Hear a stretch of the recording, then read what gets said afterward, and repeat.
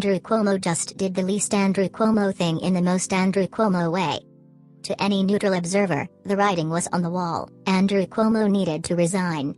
The governor of New York faced 11 allegations of sexual harassment by current and former state employees, verified by an investigation by the state's attorney general. Many of his allies, and senior staff, had abandoned him. The state assembly was moving toward opening an impeachment inquiry. There was simply no path forward for him, politically speaking.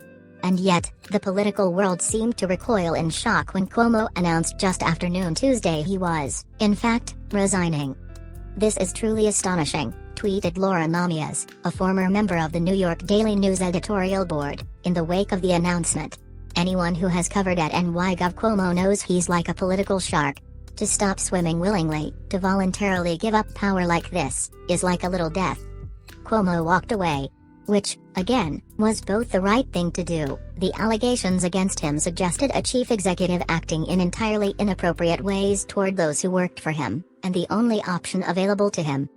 That it surprised people speaks to the reputation Cuomo has built over decades in public life, from campaign manager of his father's gubernatorial campaigns to his time in the Clinton administration to his abandoned run for governor in 2002 and, finally, to his 3 terms as the unapologetic boss of the Empire State. "I'm a New Yorker, born and bred," Cuomo said in resigning.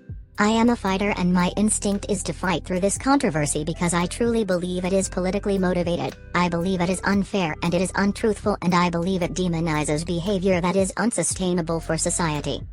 That is a far too charitable read on his time both in and out of office. The whole "all I ever did was fight for the people of New York" thing overlooks the ambition, resentments and raw politics that Cuomo not only practiced but also perfected. That Cuomo resigned without saying sorry and seemingly unaware that President Joe Biden's biggest first-term accomplishment, a bipartisan infrastructure deal, had just passed the Senate was a decidedly Cuomo thing to do, however. See, for Cuomo, politics wasn't a thing he did. It was everything he did. There was no work-life separation. He was an obsessive, at his heights touted as the best bureaucrat in the country, while at his lows, the lowest of which we all saw over the past weeks, he was stubbornly unable to see truth when it was, repeatedly, smacking him in the face. As the New Yorker wrote of Cuomo back in 2020 when he was flying high as a result of his handling of the COVID-19 pandemic in New York State. Here was a politician known as a man who doesn't much like people and whom most people don't like, at least in the way you might, say, a colleague or a friend. When people thought of him, they pictured a calculating, very capable, somewhat grim tactician, a man of relentless and ill-concealed ambition and intrigue, a mechanic of government, it was usually said, in a nod both to his understanding of the levers of power and to his talent for tinkering with muscle cars. Cuomo was politics. Politics was Cuomo. To imagine him ever voluntarily walking away from a job that he would tell anyone was the only one he had ever really wanted seemed unimaginable. To do it in this moment even more so. See, prior to these series of allegations, and the report on them by New York Attorney General Letitia James, Cuomo was primed and ready to run, and win, a 4th term in office in 2022. New York is one of the few states that do not have term limits for their governors. That would have put him in elite company in the state. Nelson Rockefeller was the last governor of New York to be elected to 4 terms, although he resigned before his 4th term ended.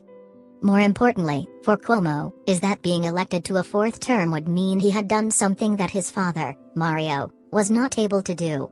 While the elder Cuomo was considered a favorite at the start of the 1994 campaign, he found himself caught up in a Republican wave that was sweeping the country, losing to a little-known state senator named George Pataki.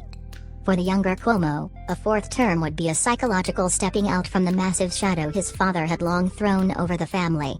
Yes, he would always be Mario Cuomo's son. But he would have taken the family name, and legacy, to a place his father couldn't.